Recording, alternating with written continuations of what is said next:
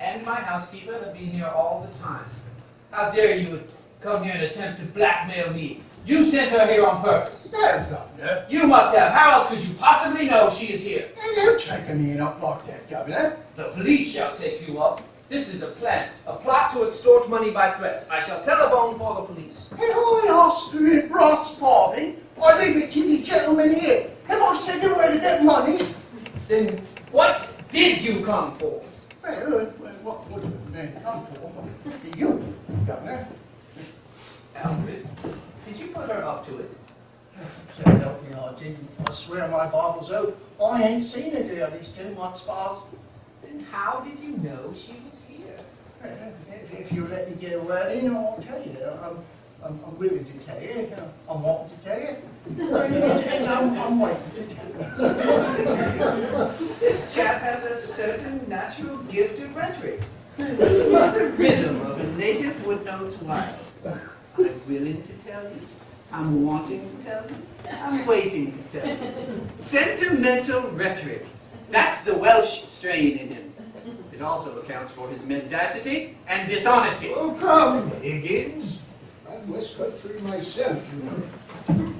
Now, how did you know the girl was here if you didn't send her?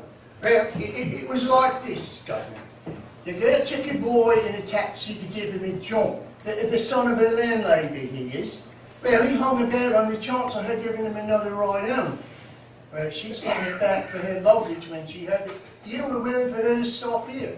And I met the boy in the corner of Long Acre and Endell Street. Public house, yes? Yes, the Foreman's Club. And why shouldn't I? Well, let him tell his story, Higgins. Well, he told me what was up. And what was I to think in my feelings and duties as a father? So I says to him, you bring me the luggage, I says. Why didn't you get the luggage yourself? Well, the landlady wouldn't have trusted me with it. She's that kind of a woman, you know. I had to give the boy a penny before he trusted me with it, the little swine. But I brought it to her just to oblige you, like, and to make myself agreeable, that's all. How much luggage? It was musical instruments, a few pictures, a trifle with jewellery and a birdcage. She said she didn't want no clothes. Now, what was I to think from that? I ask you as a parent, what was I to think? So you came to rescue her from worse than death, eh? I'll have you know that Mr. Higgins' intentions are entirely honourable. Yeah, I figured they were. I'd ask some more money if I could, if I thought there wasn't. Do you mean that you would sell your daughter? Not in a general way, but to oblige a general like you, gentlemen like you, I'd do you a good deal, I sure will. Have you no conscience, man? You can't afford the Governor, and neither could you if you suppose me. It's not that I mean any trouble, it's just that David Liza's going to have a bit out of this. Why not me too? I don't know what to do, Pickering. There can be no question that as a matter of morals, it's a positive crime to give this chap a farthing. And yet, I feel a sort of rough justice in his claim. Yeah, that's it, Governor. That's all I say. The father's heart, as it were. I know how you feel, but it just doesn't seem right. No, don't say that, Governor. Don't look at it that way. What am I, Governor Spell? I ask you, what am I? I'm one of the undeserving poor, that's what I am. I think what that means to a man. It means he's up against middle-class morality all the time. If there's anything going and I want a bit of it, it's always the same story. You're undeserving, so you can't have it. But my needs is as great as the most deserving widows that ever collected money from 6 different charities in 1 week, but they get the same husband. I don't need less than a deserving man. I need more. I don't need less hardy than him.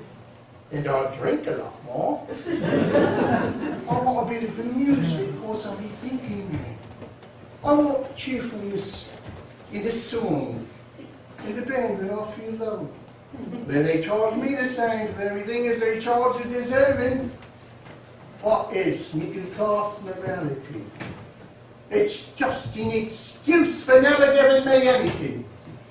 Before I ask you, as two gentlemen, don't play that game on me. I'm playing straight with you. I ain't pretending to be deserving. I'm undeserving, and I mean to go on being undeserving. I like it, and that's the truth. Now, will you take advantage of the man's nature? No matter the price of his own daughter, that he's raised and fed and clothed by the sweat of his brow, until she's grown big enough to be interesting to you two gentlemen. Is £5 unreasonable? I put it to you, and I leave it to you. Pickering, if we took this man in hand for 3 months, he could choose between a seat in the cabinet and a pocket recorder in place.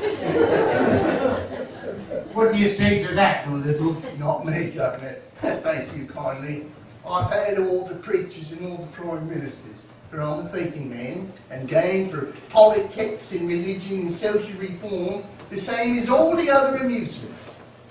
And it's a dog's life any way you look at it. Undeserving poverty is my line.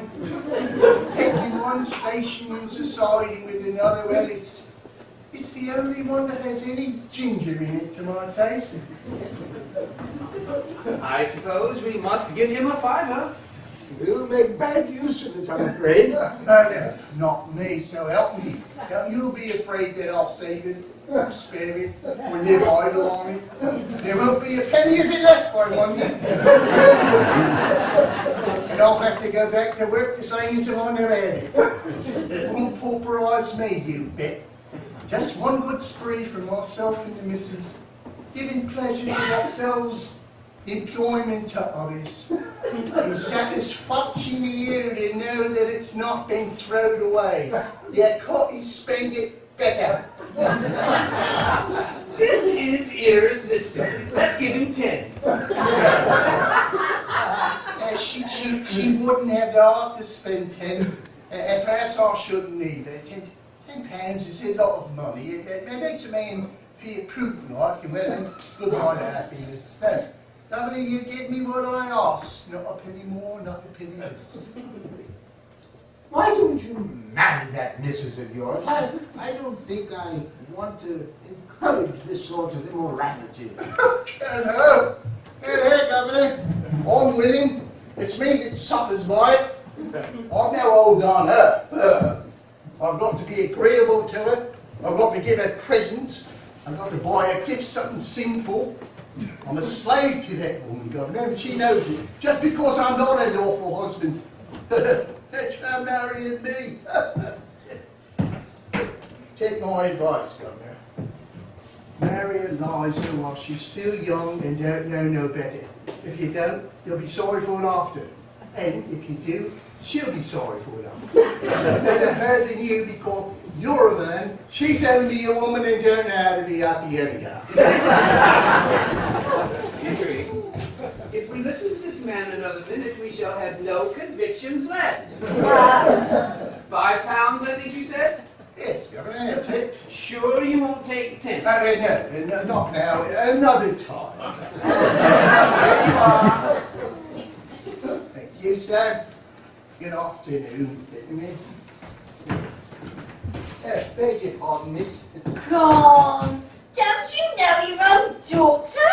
Why, yes, Liza. Don't I look silly? Silly? Yeah. Now, sir, don't say anything to make the girl conceited about herself. Oh yes, right, Mrs. Pierce. Yes, damn silly. Please, sir. I mean extremely silly. I should look alright with me hat on. A new fashion, by George, and it ought to look horrible. I never thought she could clean up as good looking as this. She takes after me, don't she? Washing's easy here. Hot and cold water there is, just as much as you like. Woolly towels there is. And the towel all's so hot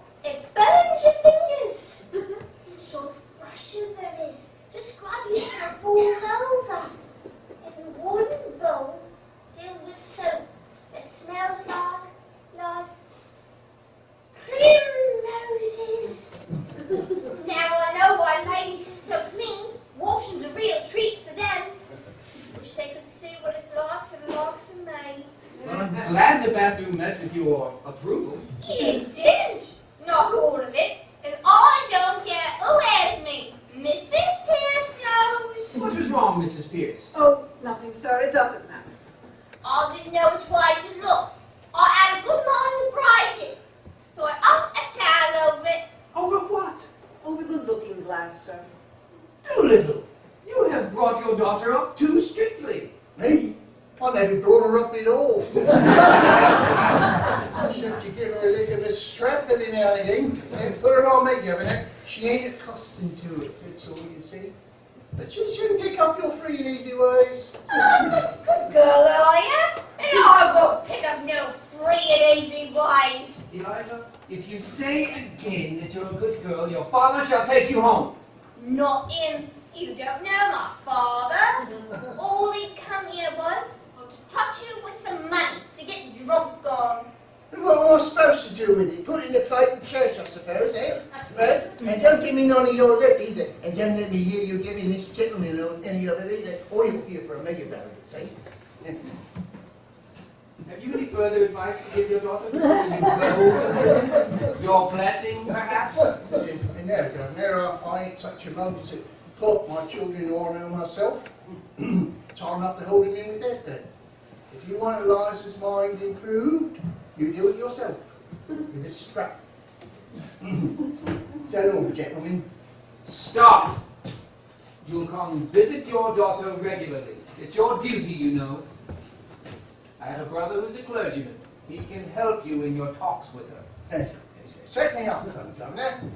But not just this week. I have a job at a distance.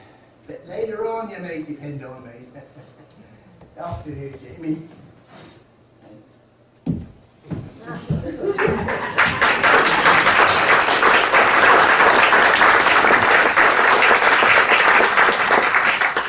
Don't you believe that, old liar? He'd sooner get set a bulldog on him as a clergyman.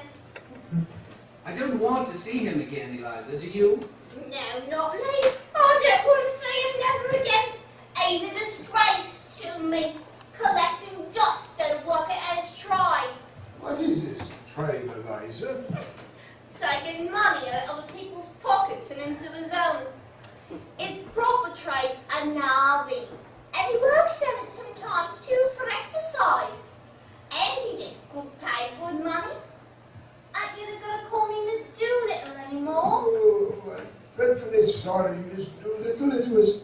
It was a slip of the tongue. Oh, I don't mind. Only it sounds so genteel. I should just like to take a taxi to the corner of Tottenham Court Road and get out there and tell it to wait for me. Just to show the girls up a bit. I wouldn't speak to them, you know. Why don't you wait until you have something really fashionable to show them, eh? Besides, you shouldn't cut your old friends now that you have risen in the world. That's what we call snobbery. You wouldn't call them the likes of me friends, I should have. Huh, they've taken it out on me often enough with their ridicule and snidey talk. But if I'm to have fashionable clothes, I shall wait. I should like to have some. Mrs. Pierce says you're going to get me something to wear at night time, different from what I wear in the day. It do seem a bit of waste of money when you can get something to show. Besides, no, I never could fancy changing to something on a cold winter's night. Now, Eliza, the new things have come for you to try on. Oh!